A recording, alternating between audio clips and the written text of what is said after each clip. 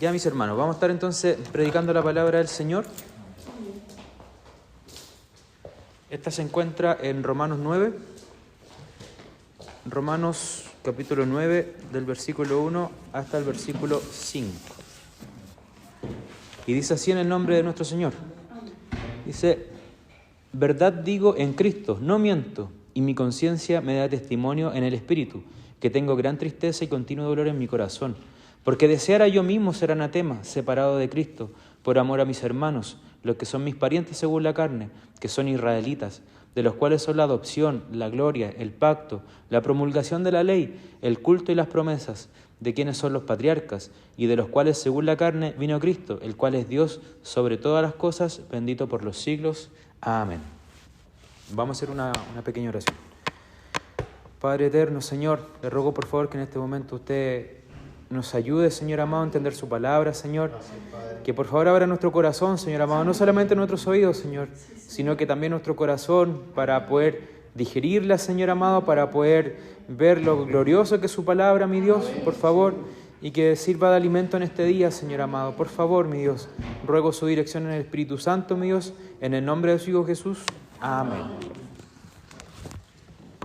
Hermana, muchas gracias. Entonces, como ya se ha venido diciendo anteriormente, ¿cierto? Yo creo que lo que más recordamos del mensaje anterior es el hecho de alguna forma ser arrastrados por el Señor, ¿cierto? El hecho de que de alguna forma nosotros no vinimos a Dios de cuenta propia, o por nuestra propia cuenta, o quizás por nuestra misma fuerza, sino que tuvimos que venir casi a la fuerza, ¿cierto? Lo que nosotros empezamos a darnos cuenta aquí en los estudios que se están realizando, tanto en el de la semana pasada como en los que van a venir posteriormente, hay un tema que es un poco complejo del cual trata Romanos, que Romanos habla básicamente de lo que es la elección, ¿ya? O la predestinación. La palabra del Señor presenta, ¿cómo se puede decir? Presenta ambas enseñanzas, ¿ya? Porque siempre está si es que el hombre se acerca a Dios o si es que Dios lo escoge desde antes y da lo mismo lo que el hombre haga, ¿ya? Presenta ambas posturas. De hecho, el Señor hace una invitación abierta, ¿cierto? Y no es solamente que la haga a través del Evangelio, sino que la invitación abierta incluso la deja en el Apocalipsis. Hasta en Apocalipsis habla de que Él está a la puerta, ¿cierto? Y cualquiera el que venga, ¿cierto? El Señor no lo iba a rechazar. A nadie el Señor lo va a rechazar si es que alguien se acerca a Él.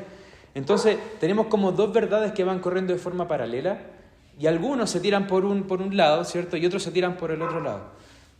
Yo encuentro que eso no es correcto, ¿ya? Lo correcto es mostrar ambas posturas y no tratar de matar a la otra o tratar de opacar a la otra, ¿ya? Tratando de ser un tanto, ¿cómo se puede decir? Un tanto intelectual, o tratar de menoscabar quizá la otra posición tratando de realzar una más que la otra. De hecho, ese fue un error que cometieron los israelitas.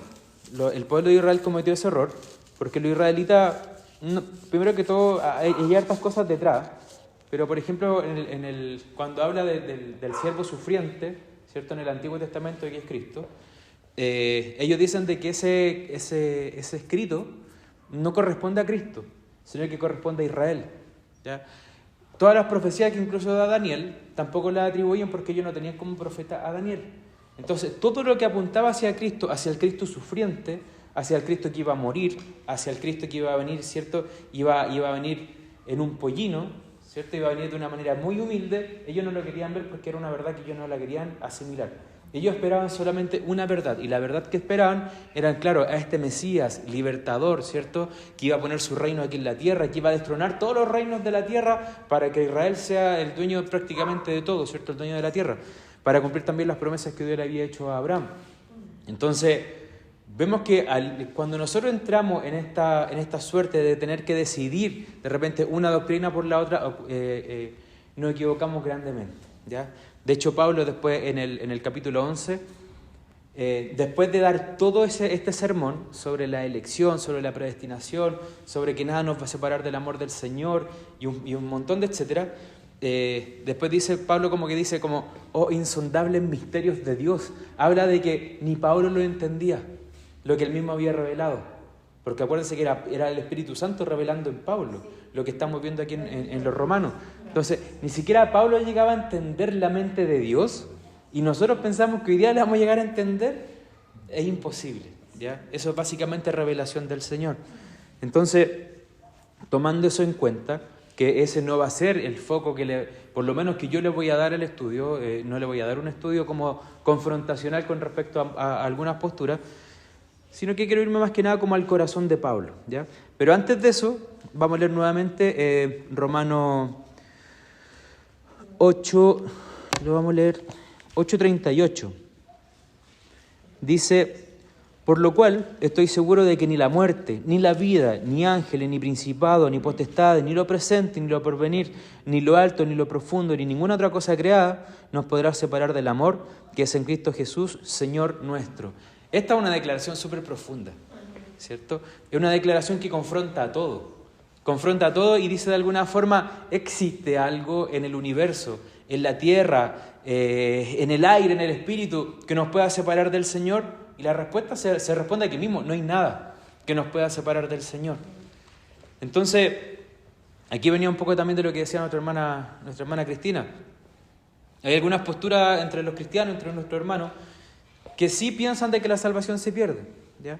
En particular, yo también pensaba que la salvación se perdía, ¿ya? Cuando obviamente iba a la iglesia cuando chico. Porque era algo como lógico, es una lógica súper humana, de decir, ¿cómo puede existir que la salvación no se pierda? Entonces yo puedo hacer cualquier cosa, es siempre el planteamiento que uno dice. Entonces yo puedo hacer cualquier cosa, no la voy a perder, no es injusto, pero es porque no entendía, ¿ya? Es porque uno no alcanza a dimensionar lo que es Dios y uno no alcanza a dimensionar que el Señor rescata y no hace de Él. Ya no somos posesión independiente, ya no somos posesión tampoco de Satanás, somos posesión de Dios. Entonces ahí ya entramos en otro tema, ¿ya? Si a mí me llegasen a robar, pongan en el caso de que todos nosotros somos ovejitas, ¿cierto? Y estamos en un corral. Si alguien saca una oveja, ¿de quién es la responsabilidad si es que esa oveja se pierde? Es del dueño, ¿cierto? La responsabilidad hoy es de Dios, la responsabilidad ni siquiera es mía. Ahora, yo respeto, probablemente después esta grabación la van a volver a escuchar, quizá otros que tienen otra postura. De hecho, hay grandes hombres, grandes estudiosos que tienen aquella postura de que la salvación se pierde. Pero no es un tema en el cual nosotros tengamos que detenernos a discutir también, ¿ya? Lo que sí es grandioso es de que Pablo pone de manifiesto de que no hay nada que nos pueda separar del amor del Señor, ¿ya? Y eso es una seguridad que nosotros tenemos que tener firme.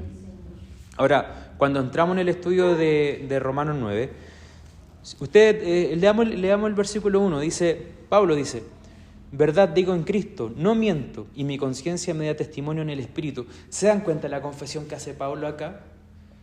Pablo dice de que es como decir, prepárense para lo que voy a decir. Como de alguna forma tengo que decir algo, pero antes de decirlo, antes de decir cualquier cosa que a lo mejor van a hacer de mi corazón, tengo que decir de que digo la verdad delante de Cristo, no les miento, y mi conciencia da testimonio en el Espíritu Santo. O sea, tengo a Cristo de testigo, tengo al Espíritu Santo, tengo a mi conciencia, y le estoy diciendo de verdad que no voy a mentir en lo que digo acá. Y después va al 2. Hay una certeza plena de Pablo. El 2 dice que tengo gran tristeza y continuo dolor en mi corazón. Acá hay una tristeza profunda de Pablo, ¿ya? Una tristeza de que lo que anunció anteriormente no lo está diciendo de una forma retórica, no lo está diciendo a lo mejor de una forma exagerada, no lo está diciendo a lo mejor para tratar de cautivar emocionalmente a los lectores, sino que está abriendo su corazón Pablo. Y en varias ocasiones Pablo abre su corazón. ¿Ya? Pablo no era alguien a lo mejor así como siempre con un látigo duro y un hombre fuerte. Pablo en reiteradas ocasiones siempre abría su corazón, abría sus sentimientos. Y aquí Pablo también está abriendo sus sentimientos. Si ustedes se dan cuenta, en el versículo 38-39, está diciendo una verdad súper profunda que a lo mejor debiese dar una confianza excesiva, ¿cierto? Una confianza, una tranquilidad, un gozo, un montón de emociones positivas, ¿cierto? Y de seguridades también que nadie lo puede remover. Y después acá Pablo dice, en el 2:9:2, dice, tengo una tristeza y un continuo dolor en mi corazón. O sea, no es solamente que está apenado, sino que todos los días probablemente tenía esta pena. Es un dolor continuo. ¿Y por qué lo lleva a su corazón? Porque obviamente que esto inundaba su mente y inundaba también su alma. El hecho de estar pensando en estas cosas. Pablo, ¿en qué estabais pensando, Pablo, que teníais tanta tristeza? Que había continuo dolor en tu corazón. Leamos el 3. Dice, porque deseara yo mismo ser anatema, separado de Cristo, por amor a mis hermanos, los que son mis parientes según la carne, que son israelitas. Esta es la razón del dolor de Pablo. Esta es la razón del dolor de Pablo. Que Pablo dice, qué increíble, Cristo me muestra cómo es que viene a salvar a gentiles y a judíos al mismo tiempo, y de que nada los puede separar de su amor, y veo a mi pueblo, un pueblo escogido, un pueblo amado, que hoy día está ahí ¿cierto?, en la oscuridad. ¿Cuánto deseara yo que aquellos que están allá fueran salvos? Era un dolor en el corazón. Delante, mi hermana Sandra también hablaba, mi hermana Cristina también, del hecho de encontrarnos con nuestros seres queridos en el cielo, ¿cierto? Un momento lindo, un momento hermoso. Pero estamos aquí en la tierra hoy día. Y Pablo tenía un dolor en su corazón. ¿Nosotros tenemos ese mismo dolor en el corazón por nuestros seres queridos? Nuestros hijos no son salvos. No son salvos hoy día. Nuestros sobrinos tampoco son salvos. Tenemos hermanos que no son salvos. Tenemos abuelos que no son salvos. Tenemos un montón de gente que no es salva. ¿Está ese mismo dolor en nuestro corazón actualmente? ¿Está ese dolor, como Pablo aquí lo dice, verdad digo en Cristo, no miento, y mi conciencia me da testimonio en el Espíritu Santo, que tengo gran tristeza y continuo dolor en mi corazón. Todos los días yo le pido al Señor por los que no son salvos. Todos los días debiésemos orar por ellos. Todos los días debiésemos orar por ellos. Debiésemos tener incluso un plan para poder predicarles. ¿De qué forma, Señor, les predico a ellos? Que yo sé, porque hoy día nosotros tenemos los ojos abiertos, hermano. Imagínense que nosotros tenemos ojos abiertos a la palabra del Señor. Imagínense cómo Pablo veía esto, si él mismo fue enseñado por el Señor Jesucristo. Si él mismo fue enseñado en todas las doctrinas que Pablo decía, o que Pablo enseñaba, fue enseñado directamente por Dios, revelado por el Espíritu Santo a través de él. ¿Cuánto Pablo no sabía de que todos sus seres queridos, no solamente aquí podemos hablar a nivel como de nación, Pablo amaba a la nación que lo golpeó, Pablo amaba a la nación que lo rechazó, pero sabía que en ese pueblo, ¿cierto?, que lo había rechazado, también estaban sus seres queridos, también estaban sus familiares, también estaban sus papás, sus hermanos, que probablemente podían ser judíos bien así, bien duros, ¿cierto?, bien religiosos, pero él sabía la condenación que tenían. Y hermano, es una condenación para siempre. Nosotros decimos, Señor, para siempre te voy a alabar en el cielo, Señor. No existe el tiempo, jamás se va a acabar. Imagínense el que va a estar en el infierno, para siempre. No hay segunda oportunidad. La muerte segunda, ya no hay nada más que hacer. Ya hay una barrera entre el cristiano, entre el salvo y el perdido. Perdido para siempre, atormentado para siempre. Por eso que nosotros, el sentimiento que nosotros debiésemos tener siempre es un sentimiento agridulce. En el cristiano siempre va a haber un sentimiento agridulce. Me acuerdo, a mí no me gusta hablar mucho, ser autorreferente con lo que digo, pero me acuerdo que cuando yo recién empecé a caminar, y estaba en ese tiempo solamente pololeando con la Javi, yo le predicaba siempre, le hablaba del Señor, le predicaba al Señor, porque yo no era cristiano. Yo me hice cristiano pololeando con ella, ¿ya? Yo nací en el Evangelio, pero yo vivía en el mundo y era un mundano, ¿ya? Entonces, el Señor me empezó a llamar, el Señor empezó a poner debilidad en mí, el Señor empezó a poner angustia en mí. Y yo sabía que en el único lugar que podía encontrar tranquilidad era en el Señor, ¿ya? Porque eso fue lo que a mí me habían enseñado, ¿ya? Entonces, por eso yo llegué al Señor, porque en mí había angustia. No llegué porque yo fuera el mejor hijo, no llegué porque fuera el más ordenado, no, era un desordenado, ¿ya? Entonces, cuando le empecé a predicar a la Javi, a hablarle del Señor, una vez le hablaba y yo veía que ella no me escuchaba. Íbamos caminando por la plaza y yo me puse a llorar y le dije el por qué me puse a llorar, y yo sé que ella no me entendió, porque ella no era cristiana. Yo le dije, ¿sabes por qué me pongo a llorar? Porque yo sé que lo que te estoy predicando te puede salvar, pero te puede condenar más todavía, porque escuchaste la verdad. Entonces, da pena, hermano, tener que contar una verdad y que bajo mi misma verdad yo castigo, o de alguna forma el Señor va a castigar a esa persona que yo amo, porque se lo prediqué, porque se lo dije, porque no va a tener excusa. Quizás esa persona se va a presentar delante del Señor y decir, Señor, nunca nadie me habló nada de ti. ¿Tu hermano te habló? ¿Tu esposo te habló? ¿Tu papá te habló?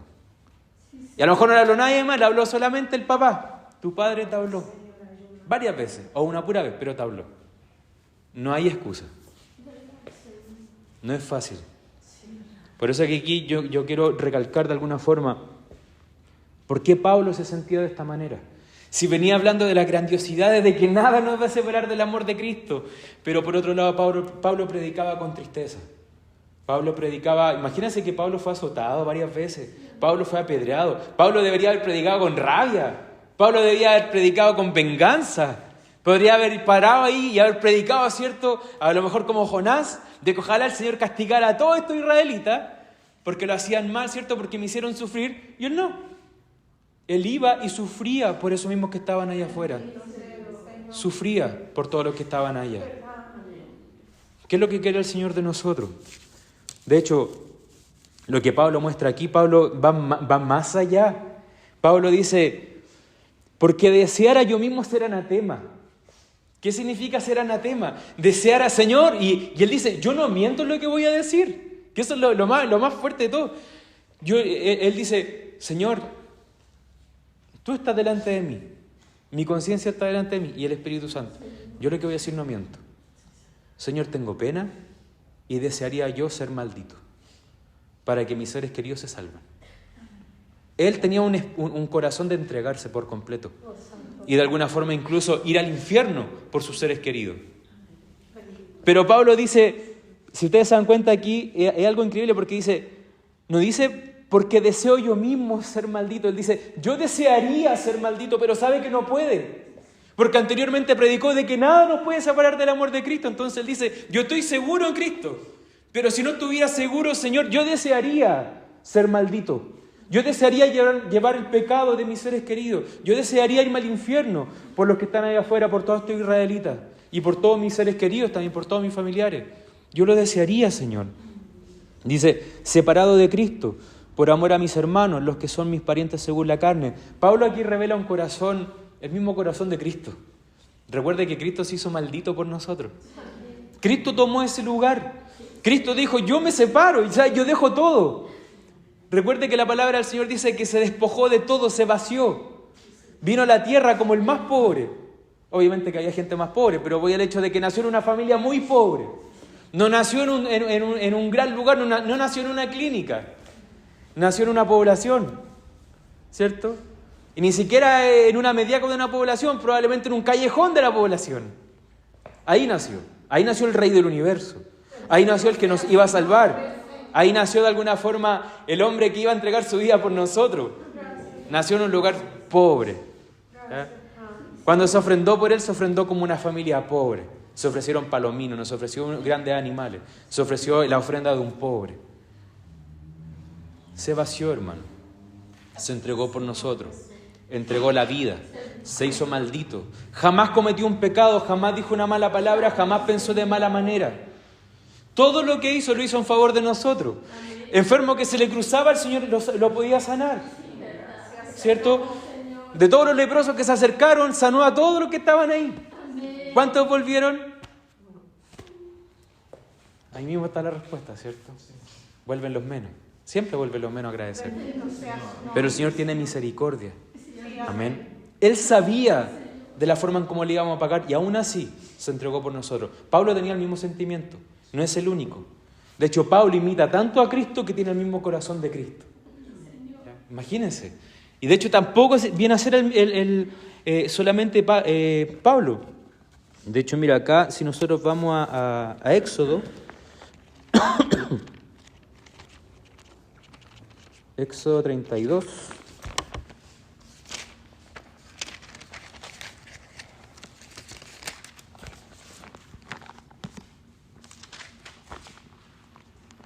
Éxodo 32, del 30 al 34, dice: Y aconteció que al día siguiente dijo Moisés al pueblo: Vosotros habéis cometido un gran pecado, pero yo subiré ahora a Jehová.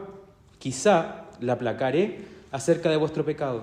Entonces volvió Moisés a Jehová y dijo: Te ruego, pues, este pueblo ha cometido un gran pecado, porque se hicieron dioses de oro, que perdones ahora su pecado, y si no, ráeme ahora de tu libro que has escrito.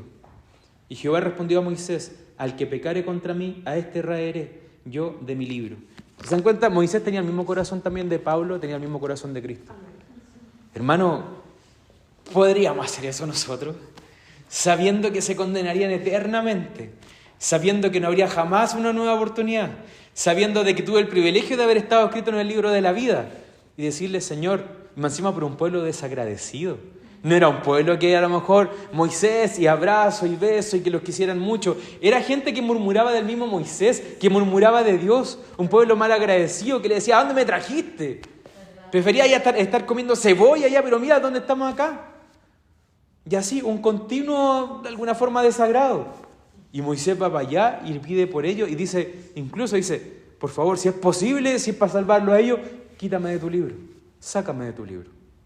Y el Señor le responde de inmediato, al que pecare contra mí, a ese raeré. ¿Se dan cuenta? Y de alguna forma de estos versículos también se toman los hermanos que dicen que la salvación se pierde. ¿Ya? Y tenemos la otra doctrina, nada nos separará del amor de Cristo. Bendito sea su nombre. Podemos irnos por tomemos un camino, pero no son caminos para discutir ni para pelear. De hecho, el cristiano no debería estar sometido a ese tipo de infantilidades, la verdad, porque son cosas infantiles el estar peleando por ese tipo de cosas. Ahora, veamos cómo Pablo es que imita a Cristo. Vamos a Gálatas 3:13. ¿O por qué Cristo, mejor dicho, adopta esa posición? Primero que tenga Gálatas 3:13. Sí. Amén. ¿Lo leo? Sí, léelo nomás. Dice, en el nombre del Señor Jesús, dice, Cristo nos redimió de la maldición de la ley, hecho por nosotros maldición, porque está escrito, maldito todo el que es colgado en un madero. Amén. Ahí se muestra alguna forma de que Cristo fue hecho maldito. Y eso no es solamente algo como para decirlo de forma bonita, ¿cierto? Algo poético de la Biblia, porque la Biblia tiene hartas formas también de escribirse, tiene hartas figuras de dicción. Lo que está diciendo ahí no es metafórico, sino que es real. ¿Ya? Cristo se hizo maldito por nosotros. Y de hecho murió en una forma maldita, por así decirlo. Murió en la condición de un hombre que era un pecador malo, de los que se condenaban, ¿cierto? Aquí en Chile nosotros tenemos la cadena de perpetua. Hace muchos años atrás estaba la cadena, ¿cómo se llama? La pena de muerte, perdón. Entonces, en otros países lo realizan todavía, que le inyectan veneno para que aquella persona se muera, etc. Cristo estaba sometido a un tipo de silla eléctrica, algo así, para que se muriera en esa condición. Como podía haber muerto un pedófilo, como podía haber muerto quizá algún asesino en serie, alguien muy malo. Así murió Cristo. Y murió por nosotros de esa manera. Y de alguna forma Pablo le estaba pidiendo exactamente lo mismo. Que eso es lo que yo encuentro grande de Pablo. Muchas veces se habla de que Pablo era alguien rudo, de que Pablo era alguien... Se habla tan mal de Pablo, y eso es para gloria del Señor. Porque cuando hablen muy bien de nosotros hay que tener cuidado. Entonces, si de Pablo hablan mal de que, ¿cómo se llama? Es un machista, de que tira por el suelo a la mujer, de que es muy duro. Acuérdese que en el mismo tiempo también no me acuerdo si son los Gálatas o los Corintios, que decían de que era muy duro por carta, pero a lo mejor presencialmente no iba a ser tan duro. Y Pablo le responde, le dice, ¿ustedes piensan que yo soy duro por carta nada más? Ya me van a ver de alguna forma, les dice Pablo. Porque él no tenía pelo en la lengua, o sea, él iba a hablar lo que Dios le estaba poniendo en su corazón. Pero también vemos esta cualidad de Pablo, que Pablo se dolía también con lo que le pasaba a su pueblo. Y el pueblo mismo que lo rechazaba a él. 4, dice, que son israelitas de los cuales son la adopción, la gloria, el pacto, la promulgación de la ley, el culto y las promesas. Aquí yo no quiero apartar lo que dice, y las promesas de quiénes son los patriarcas, porque anteriormente acá da muchos atributos de los que sí tenía el pueblo del Señor. ¿Ya? Recuerde de que Israel es el pueblo escogido de Dios, ¿cierto? Y anteriormente a eso estaba hablando de la iglesia o de las personas elegidas o escogidas por Cristo, ¿cierto? Entonces Pablo está haciendo como esta comparativa. Dice, claro, anteriormente yo hablé de los escogidos, ¿cierto? Hablé de cómo el Señor nos predestinó y que digo que están seguros en Cristo, y ahora tengo que hablar de mi pueblo escogido, pero hoy día pueblo apartado. Hoy día pueblo que de alguna forma no están buscando al Señor ni están mirando al Señor. Yo les predico y no llegan. Yo ahora hablo de Cristo y no quieren mirar a Cristo. Se da cuenta de la ceguera también del pueblo de ellos. Y aquí empieza a enumerar todos los beneficios que tenía este pueblo. Dice, de los cuales son la adopción. Aquí habla de que Dios los adoptó. Los adoptó también como hijos a nivel nacional. Recuerde que el Señor en su palabra dice de que Él no tomó a Israel o no escogió a Israel por ser la mejor nación, sino que los escogió por ser la nación más pequeña, por ser la nación a lo mejor más desposeída, la que menos poder tenía probablemente. Y fue porque simplemente le plació así. Después dice la gloria. ¿A qué se refiere cuando habla de la gloria? Recuerde de que Israel es el único país en el mundo que gozó de ver los milagros del Señor. ¿Qué otro país en el mundo, qué otra nación, qué otro pueblo, qué otra tribu puede decir de que vio el mar abrirse? De que vio caer maná del cielo. De que vio de que todos los días venían una manada, no sé cómo llamarlo, pero que venían un montón de pájaros, ¿cierto?, codornices para que todos los días pudieran comer carne. ¿Qué país puede decir de que de noche, ¿cierto?, venía una nube de fuego para alumbrarlos de noche y poder seguir con su camino? Incluso no le podía calentar su caminar, y de día se ponía una nube para cubrirlos también del sol. ¿Qué tribu, qué pueblo podría decir que por 40 años no se les gastaron ni las sandalias estando en el desierto? Todo lo que les pasó, y eso que anduvieron en el desierto, hay que tener un ojo también. Mientras anduvieron en el desierto, en el castigo también del Señor, les proveyó para todo. Incluso en el castigo Dios provee para nosotros. Que eso es algo todavía más increíble todavía. Que cuando el Señor ya debiésemos el Señor al año y medio romperse esas sandalias, ¿cierto? O a los 6 meses, el Señor se las conservaba. Porque aún así amaba a su pueblo. Estaban en castigo, pero igual los amaba. Entonces, ¿qué otro pueblo también el Señor les mandó a hacer un arca? ¿Cierto? El arca del testimonio, en donde venían las tablas de la ley, ¿cierto?, que Moisés les dio.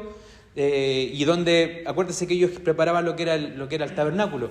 ¿Qué otro pueblo venía y bajaba la Chequiná? Esa gloria de Dios que venía en forma de humo. No hay ningún otro pueblo que pudieran ver la gloria de Dios. ¿Qué otro pueblo se le pasaron tablas escritas con el dedo de Dios? Bendito sea su nombre, Señor. Hermano, por eso es que Pablo dice, ¿cómo puede ser? Dice, ¿cómo puede ser que mi pueblo escogido, mi pueblo querido, que vio todas estas cosas, que incluso por medio de esta nación iban a ser el Mesías, iban a ser Cristo, hoy día están tan alejados? Y Pablo le dolía eso. Pablo, todas estas cosas que él viene manejando detrás, lo cual le provocan emoción intensa y seguridad y gozo de decir de que nada nos va a separar del amor de Dios, va y se contrasta con su pueblo, ¿cierto? Y ve lo alejado que están de Dios, le provoca una tristeza enorme. Después empieza a pensar también en todo el atributo, en todos los beneficios, ¿cierto?, privilegios que tuvieron de ser el pueblo escogido de Dios y aún así mantenerse tan lejos. Y hoy día, yo no quiero hacer una comparativa acá, porque no tiene un nivel de comparación. Pero ¿cuántos de nuestros seres queridos nunca han sido cristianos, nunca han venido a una iglesia y rogamos por ello y entre comillas les justificamos que no tomen en cuenta al Señor porque nunca la han visto? Pero ¿cuántos familiares incluso han vivido milagros y están alejados de Dios? Hay muchos de ellos que han visto la gloria de Dios, que han visto milagros, que el Señor le ha hablado en lengua, que el Señor le ha hablado en su corazón, que han vivido cosas quizás grandiosas, y otros que a lo mejor no hemos visto nada de eso, que ni siquiera hemos podido ver un milagro, sino que día a día es un milagro, la verdad. Día a día es un milagro. Pero no de esos de los que cuentan los antiguos, ¿cierto? De esos de que viene un hombre ciego y les da la vista aquí en la misma iglesia, de esos que a lo mejor venía cojo, ¿cierto?, y después salió caminando, del que era minusválido y salió caminando también dentro de la iglesia, de todos esos testimonios antiguos. Yo no los viví, pero muchos de los que hoy día están afuera, de los que están en el mundo, sí lo vivieron. ¿Debe provocar rabia en nosotros? No. Debe provocar oración. Debe provocar ese sentimiento que tenía Pablo.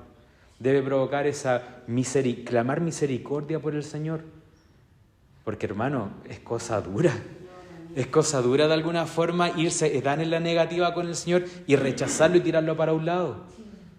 Acuérdese que la palabra del Señor también habla de Faraón. ¿Se acuerdan de Faraón, cierto? De Faraón y Moisés. De que varias veces dice que el Señor le endureció el corazón, ¿cierto? Pero anteriormente a eso 5 veces, o no recuerdo si fueron 6, pero dice de que el Faraón, él endureció su corazón. Hasta que al final, y el Señor le hizo milagro. Le transformó, ¿cierto?, las varas en serpiente, le mostró el agua con sangre, le mostró estas plagas aquí, le mostró las cosas allá, ¿cierto? Le mostró un montón de cosas, y anunciadas previamente, profetizadas que después iban a pasar. ¿Qué es lo que decía? No, endurecía su corazón, no, endurecía su corazón, no, endurecía su corazón. ¿Qué hizo el Señor después? Ok, Faraón, solamente manifiesto lo que tú eres y lo que tú quieres. Yo no voy a seguir más. Yo no voy a tratar de ahora de obligarte tu corazón. Simplemente lo dejo ser. Y si lo dejaba hacer, obviamente que iba a seguir endureciendo su corazón más y más. Amén. Entonces, sigamos leyendo.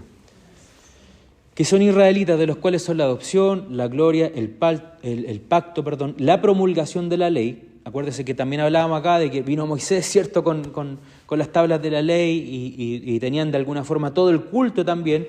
Y también fueron el pueblo al cual se le atribuyeron todas las promesas. Y dice, las promesas de quienes son los patriarcas.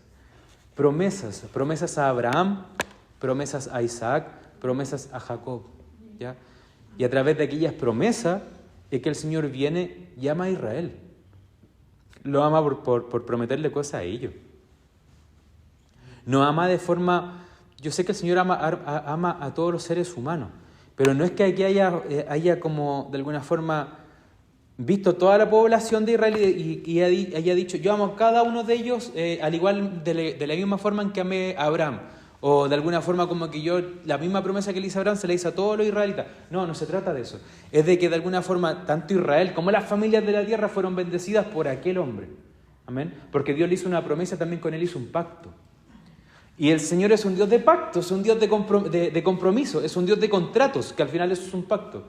Entonces el Señor hizo un contrato con Abraham, hizo un contrato con su pueblo, ¿cierto? Y lo va a cumplir y lo cumplirá. Amén.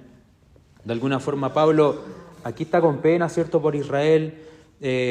Más adelante después tenemos un subtítulo, ¿cierto?, del 6 en adelante que dice el rechazo de Israel y el propósito de Dios. Nos vamos a ir dando cuenta de que el Señor en el futuro igual va a cumplir sus promesas con su pueblo. ¿Ya? De hecho, aquí más que nada como que hay alguna posición teológica que ve al pueblo de Israel todavía como el pueblo de Dios. ¿Ya? Hay otra línea teológica que dice que Israel ya no es el pueblo de Dios, el Israel que conocemos, pero nosotros pensamos que sí. Y de hecho simplemente usted ve la historia y ve cómo grandes potencias han atacado a Israel. Israel se ha defendido siendo así un país chiquitito. Tienen la mejor tecnología. Las grandes personas millonarias, eruditos, intelectuales, astronautas, son casi todos israelitas. Son un pueblo bendecido, sigue siendo bendecido y están en rebeldía. Es uno de los países más ateos del mundo.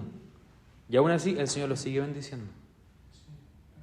Pero llegará un día en que el Señor no va a salvar a la nación completa, sino que solamente va a salvar a un remanente escogido, al igual que nosotros, la iglesia escogida. Amén.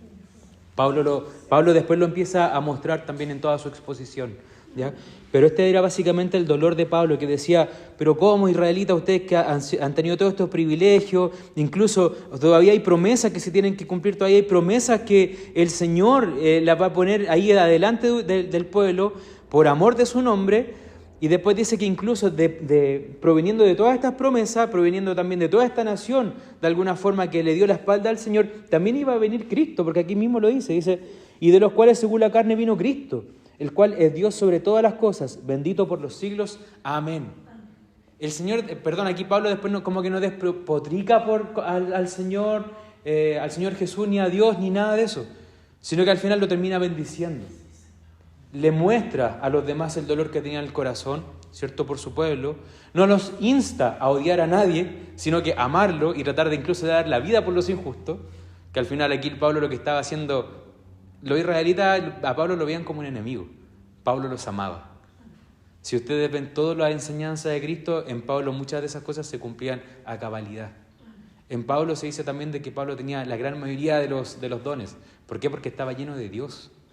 Amén. ¿Qué ejemplo debiésemos seguir nosotros? El mismo.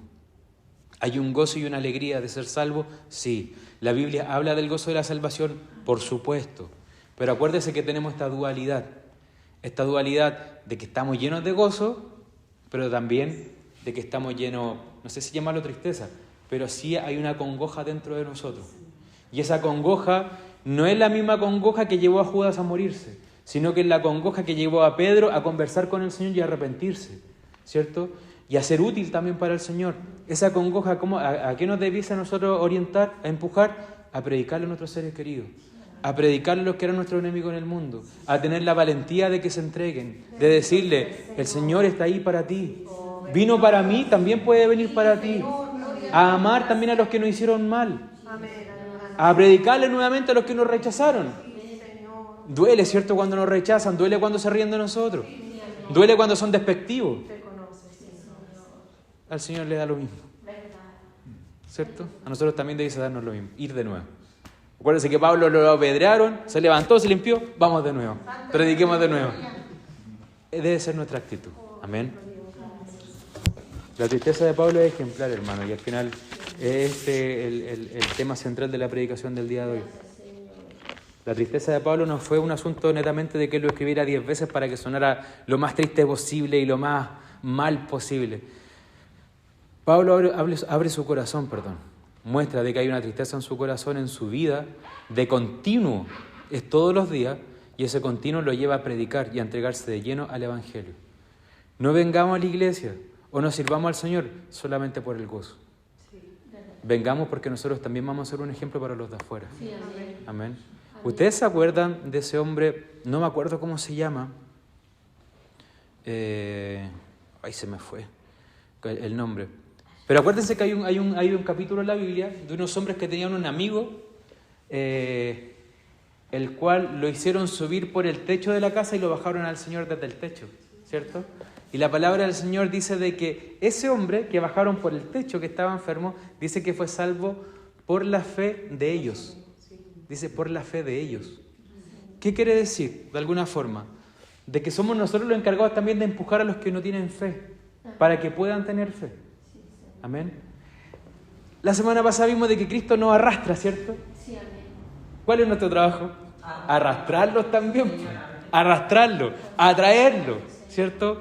Por último, si ya al final de nuestra vida ya no quiso, hicimos el trabajo. El Señor lo arrastraría cuando ya no esté. Amén. Me acuerdo aquí de la mamá de la hermana Sandra. Ella va a la iglesia, va bien viejita, y ella quería ver a su hija en la iglesia. Y yo estoy seguro que ella la arrastró muchas veces. Y ella dijo, ella va a venir cuando yo ya no esté. Y así fue. La hermana Sandra vino cuando ya ella no estaba. Pero ella tenía esa convicción, que al final eso es lo importante, ¿cierto? Más allá de que yo lo vea con mis ojos, lo importante es que venga alguna vez, ¿cierto? Porque ahí hay fiesta en los cielos, ¿cierto? Ya vino, es salva. Se verá nuevamente con su mamá, se verá nuevamente con sus seres queridos, ¿cierto? Entonces al final la gran tragedia